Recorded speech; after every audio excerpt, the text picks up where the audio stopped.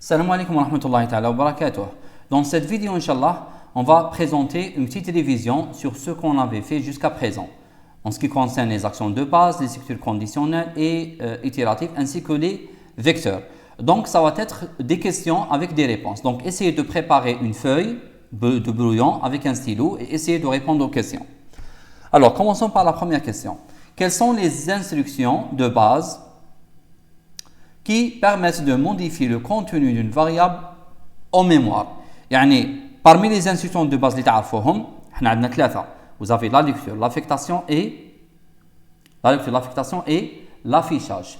Alors, parmi ces trois actions, quelles sont ou quelle est l'action qui permet de modifier la valeur de la variable en mémoire؟ يعني شكون اللي تسمح لنا بين تعليمات ثلاثة باش نغيروا قيمة متغير داخل الذاكرة؟ صح. La réponse. Bien sûr, vous avez deux actions. Il y a l'instruction de lecture lire et l'instruction d'affectation. Par exemple, si je dis lire x, une valeur donnée par l'utilisateur, elle sera stockée en mémoire. Donc, si x elle contenait auparavant une valeur, donc je vais modifier sa valeur avec une valeur donnée par l'utilisateur. La même chose avec l'affectation. Donc, si je dis x le soit 3, ça veut dire que je vais modifier la valeur de x et je vais mettre la valeur 3. Alors, l'autre sens. Quelles sont les instructions de base qui permettent de consulter la valeur d'une variable en mémoire؟ معناتها شكون هما التعليمات بين ثلاثة اللي يسمحوا لنا أننا نشوفوا قيمة المتغير وما نغيروش القيمة تاعو، يعني نشوفوا القيمة بدون تغييرها. Alors vous avez également deux actions. Il y a l'affichage et il y a également l'affectation. Je vous donne un exemple. Alors par exemple, si je dis écrire x, donc لاحظوا بلي écrire x, elle va pas modifier x, elle va juste voir la valeur de x en mémoire, quelle est la valeur de x, puis elle va l'afficher sur l'écran. La même chose l'affectation. Donc ici par exemple, donc cette action c'est vrai qu'elle va modifier le x, mais par rapport à y, شوفوا مليح, elle ne modifie pas la valeur de y. Elle va chercher la valeur de y, elle va voir la valeur de y, ensuite elle va la copier dans x. Donc l'affectation, bien sûr, elle peut faire les deux rôles. Elle peut modifier la valeur de x comme le cas de x et elle peut consulter la valeur d'une variable comme y. Troisième question, peut-on effectuer une lecture à la fin de l'algorithme?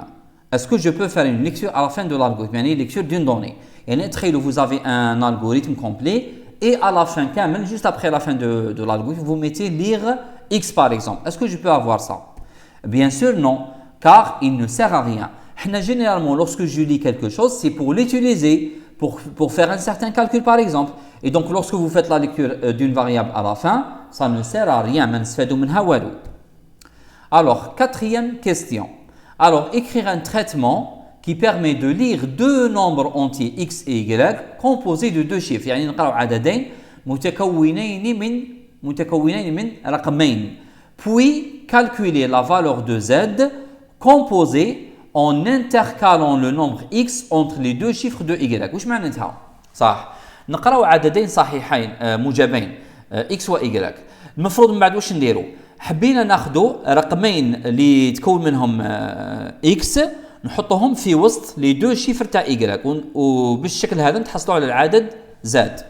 Alors, j'ai donné un exemple. Si vous avez x égale à 13 et y égale à 52, alors z c'est quoi? Vous allez prendre les deux chiffres x, c'est-à-dire 13, et vous allez les mettre au milieu de 52.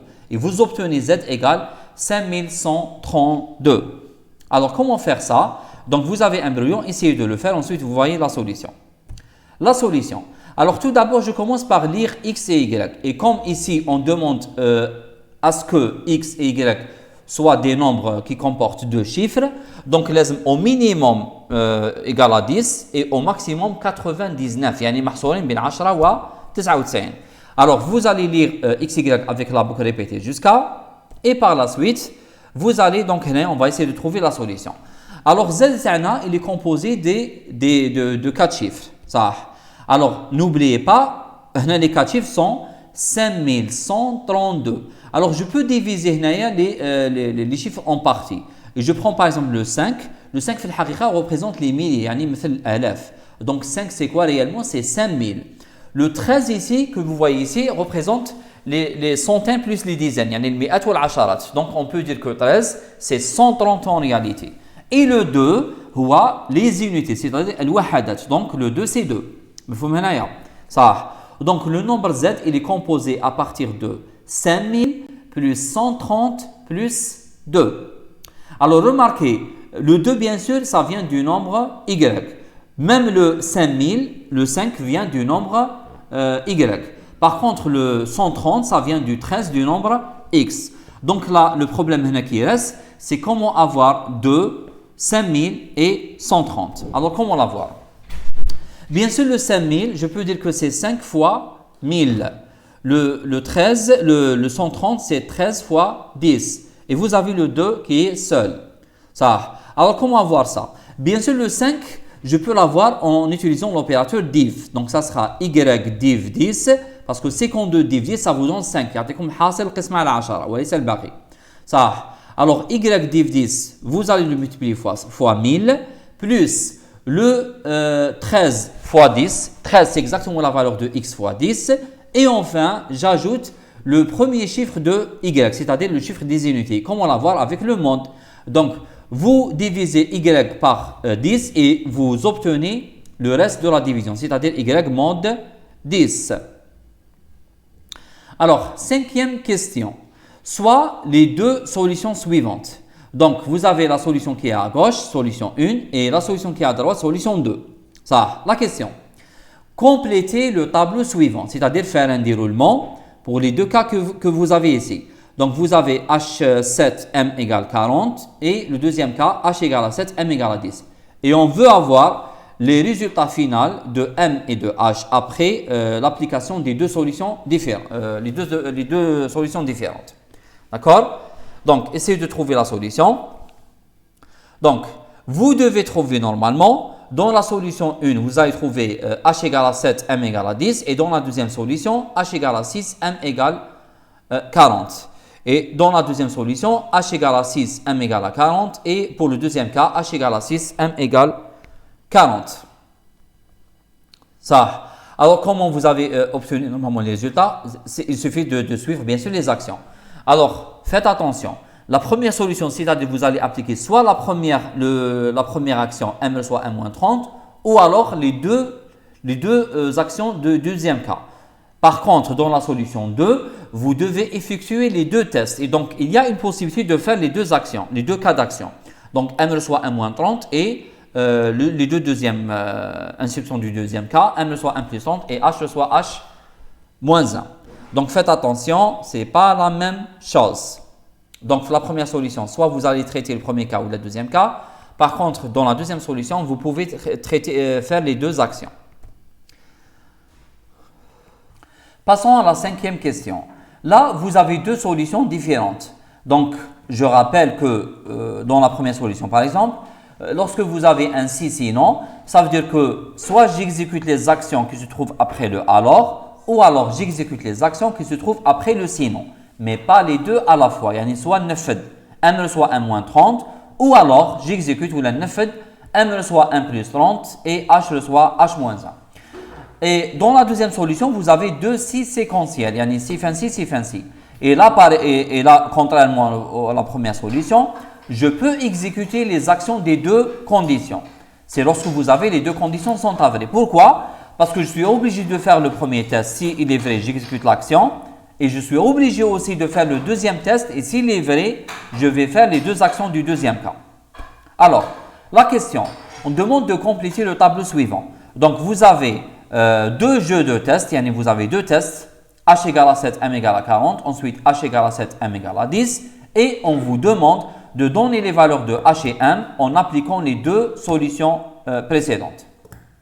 Alors, essayez de faire ça. Normalement, après le déroulement, vous devez trouver exactement ces valeurs-là. Alors, prochaine question.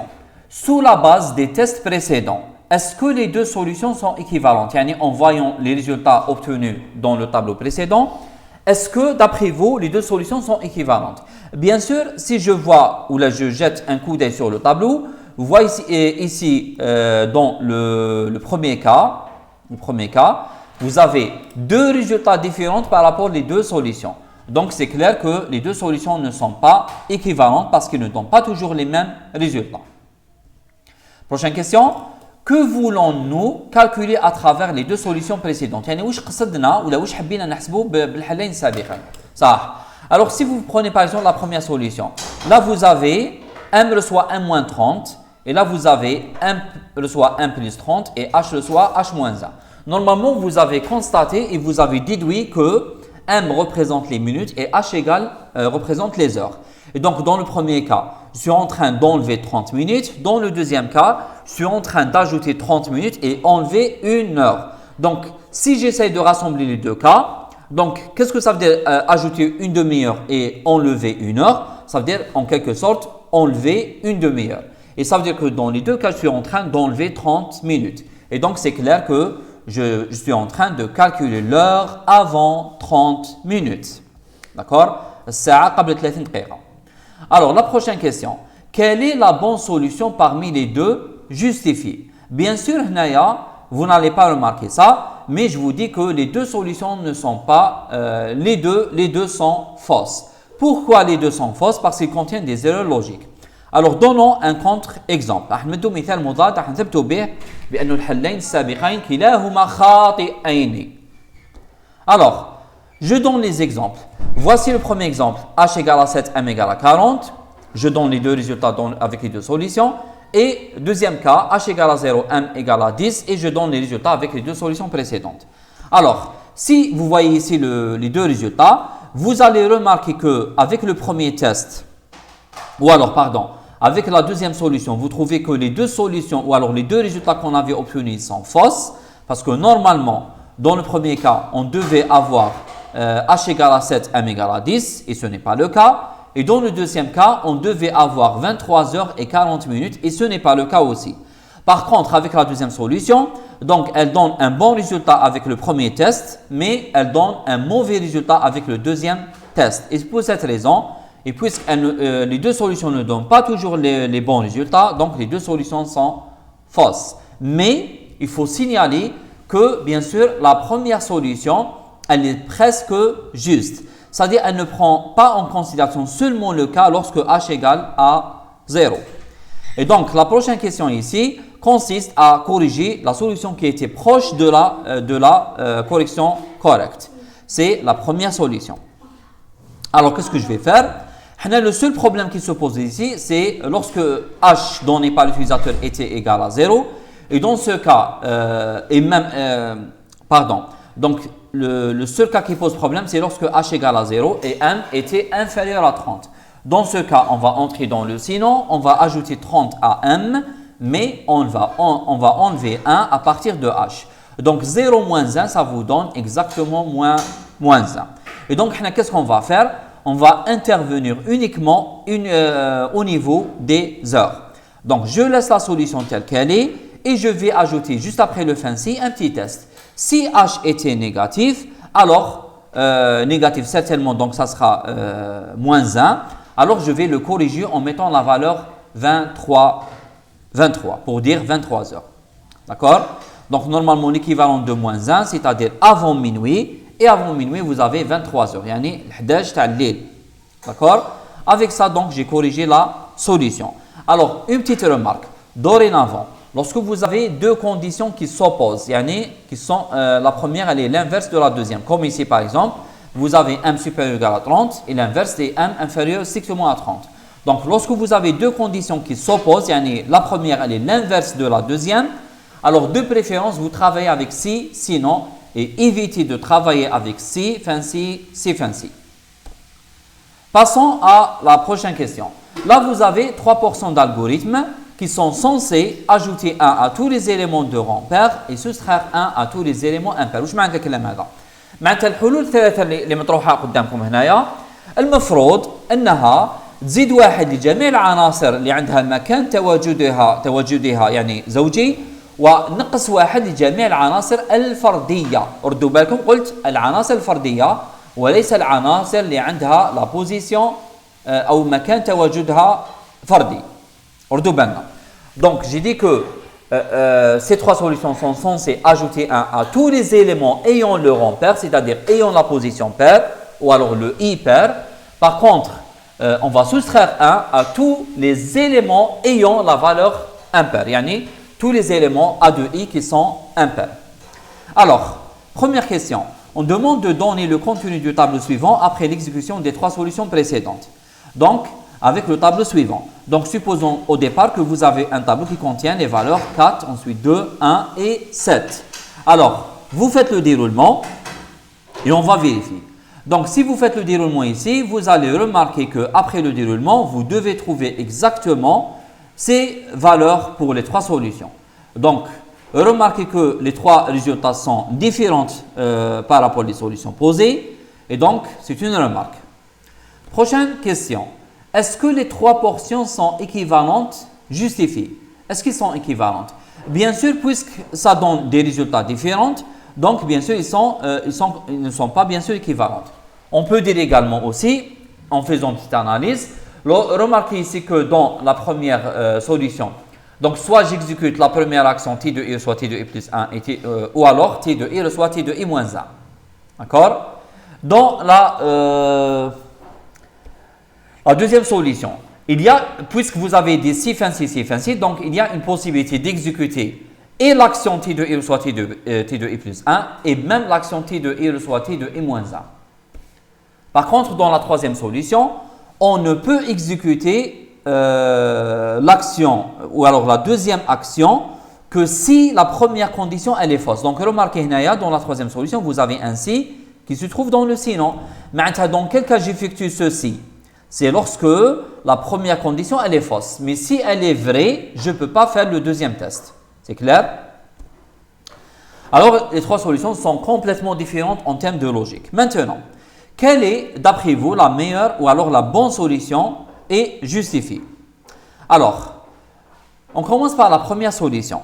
La première solution, elle est fausse. Pourquoi? Tout simplement parce que normalement, d'après l'énoncé, normalement, on devait ajouter 1 à tous les éléments de rang pair, ce qui est réalisé avec ce test, mais on devait soustraire 1 à tous les éléments pairs et non pas à tous les éléments de rang impair. Donc, c'est le problème. Donc, le problème se situe au niveau du sinon. Alors, cette action, elle est exécutée lorsque i mod 2 différent de 0. Alors qu'on avait dit qu'on devait soustraire 1 lorsque a de i mod 2 différent de 0 et non pas i mod 2 différent de 0. Donc, la première solution, elle est fausse. Passons aux autres solutions. Alors, en lisant bien l'énoncé, on comprend qu'on peut réaliser les 2 opérations à la fois. C'est-à-dire, je peux ajouter 1 à l'élément. Pourquoi? Parce que son rang est pair. Et je peux soustraire 1 à l'élément si sa valeur elle est impaire. C'est-à-dire, je peux faire les 2 actions à la fois. Ça. Alors, si vous prenez ici la troisième solution, bien sûr,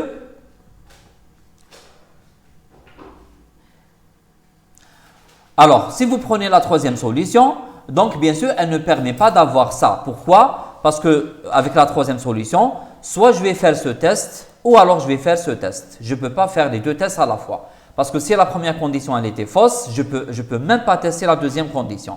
Maintenant, si la première condition elle était fausse, là, je peux tester la deuxième condition. Et par conséquent, dans la solution 3, soit je vais faire t de i soit t de i plus 1, ou alors t de i soit t de i moins 1, mais non pas les 2 à la fois. Par contre, si vous prenez la deuxième solution, elle est correcte. Pourquoi elle est correcte?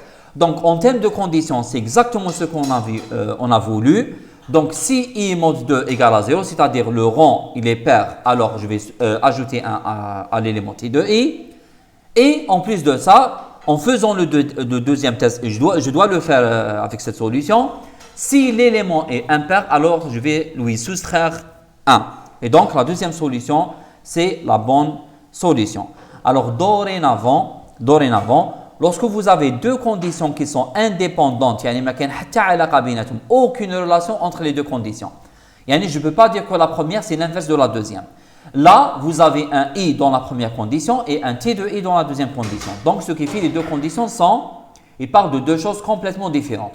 Et par conséquent, lorsque vous avez 2 conditions indépendantes, de préférence, vous devez toujours travailler avec si fin si, si fin si, pour éviter tout problème. Question 7. Dans quel cas on peut utiliser l'instruction selon pour remplacer l'instruction si? Bien entendu, on ne peut pas toujours utiliser le selon. Mais je peux utiliser l'instruction selon lorsque toutes les conditions s'exercent sur la même variable, et toutes les conditions contiennent une seule variable dans la condition, et cette variable, elle est comparée avec des valeurs discrètes, تقارن بقيم غير مستمرة, de type entier ou de type caractère. Par exemple, donner la valeur du mois entre 1 et 12, lire M. Ensuite, je vais dire si M égale à 1 ou M égale à 3 ou 5 ou 7 ou 8 ou 10 ou 12, alors j'affiche il y a 31 jours. Sinon, si M égale à 2, alors écrire il y a 28 ou 29 jours. Ensuite, sinon, si M égale à 4 ou 6 ou 9 ou 11, alors il y a 30 jours. Sinon, écrire erreur, mois, invalide. Bien entendu, cette solution permet de donner le nombre de jours d'un certain mois donné, c'est-à-dire M. D'accord? Alors, avec cette solution, vous remarquez que toutes les conditions dépendent d'une seule variable, dans ce cas-là, c'est M.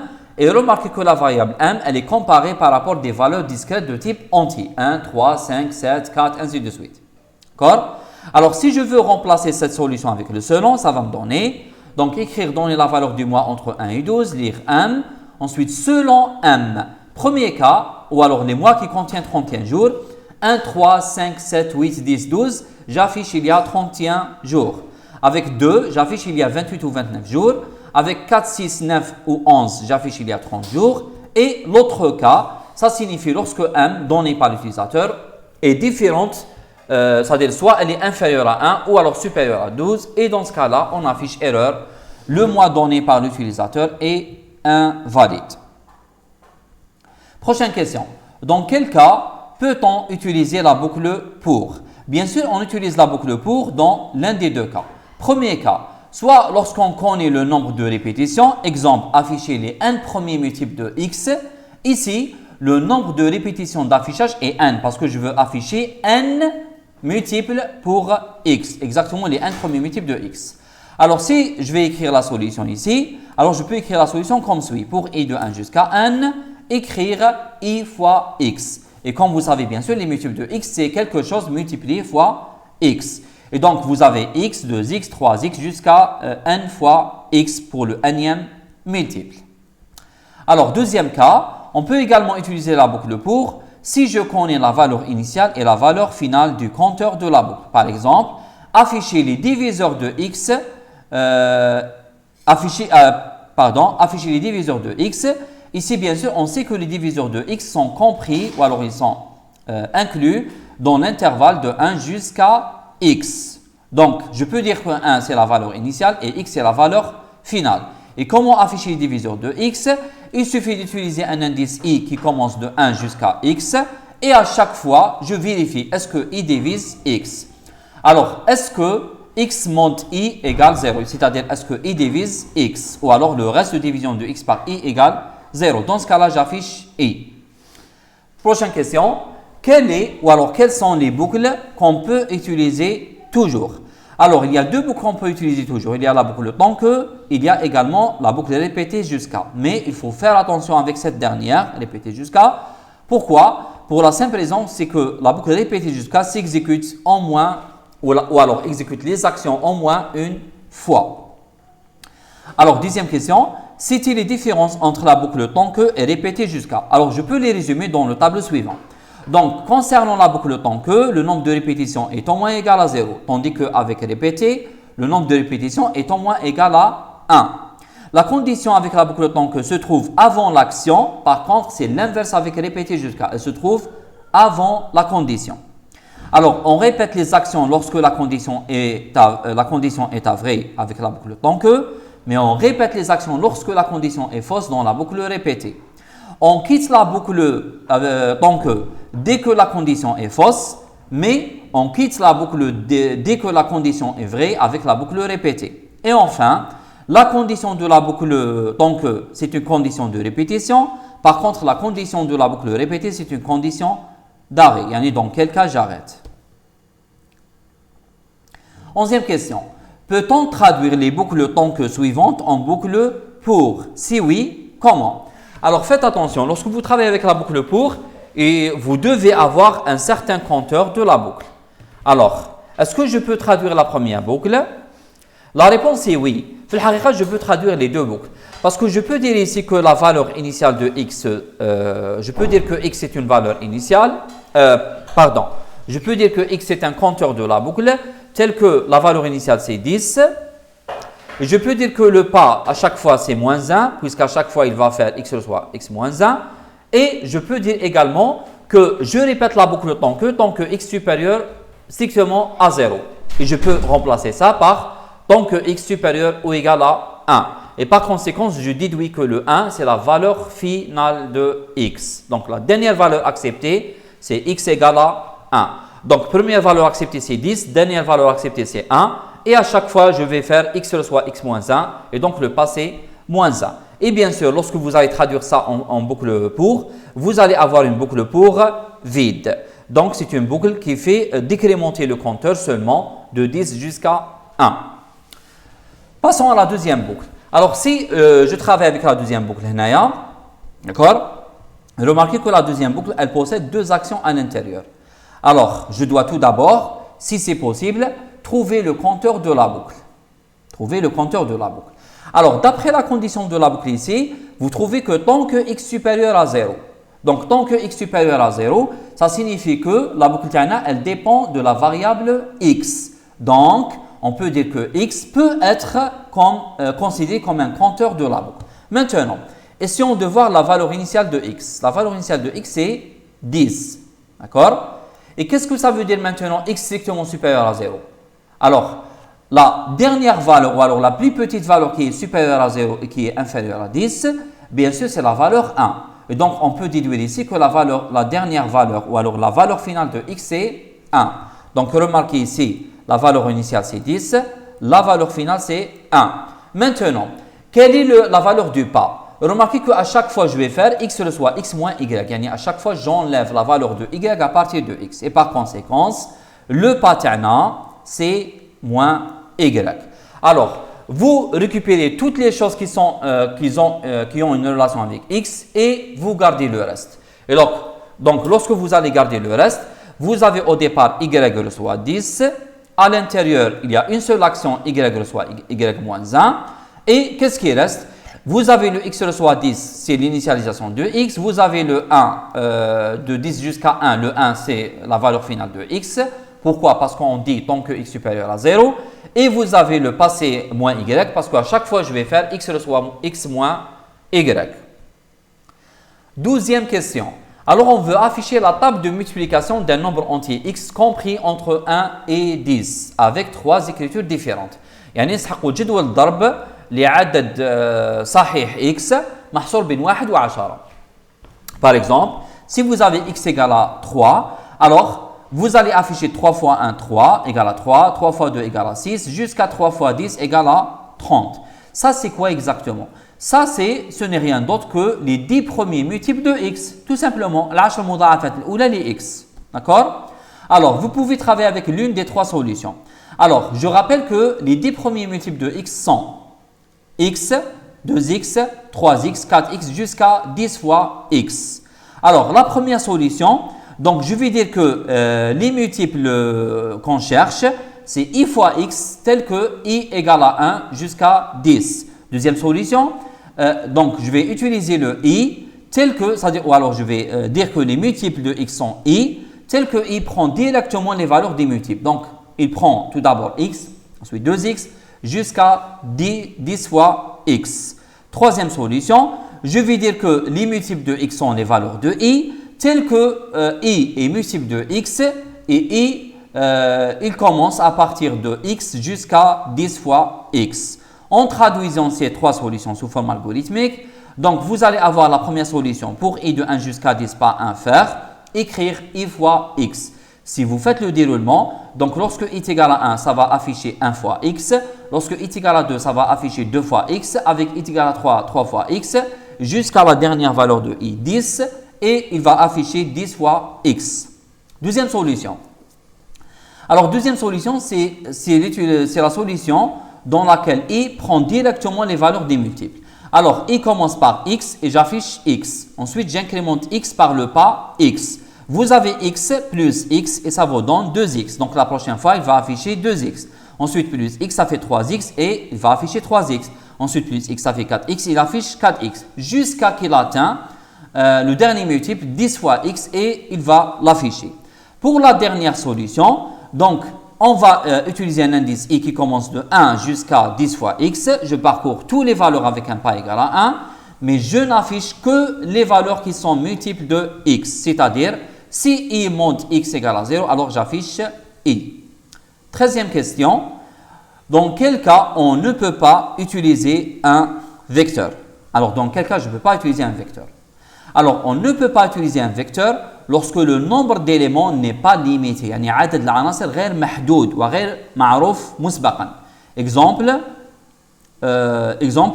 vous avez un vecteur de n éléments. Qui يقول لك هنايا عندي n valeur, alors je ne peux pas utiliser un tableau. Parce que pour utiliser un tableau, je dois le déclarer avec une taille fixe. Mais comme ici, j'ignore la valeur de n, alors je ne peux pas utiliser un tableau. D'accord?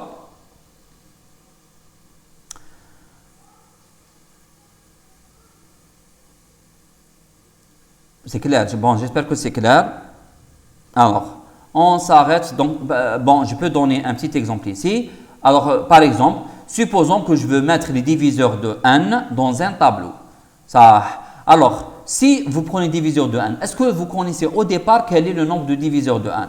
Bien sûr, non. Vous ne le connaissez pas. Vous ne connaissez pas exactement le nombre de diviseurs de n. Et par conséquent, je ne peux pas mettre les diviseurs de n dans un tableau. Avec ça, je termine. J'espère que vous avez pris une idée et que vous avez essayé de résoudre ces questions. On se voit, Inch'Allah, à la prochaine vidéo. Salam alaikum.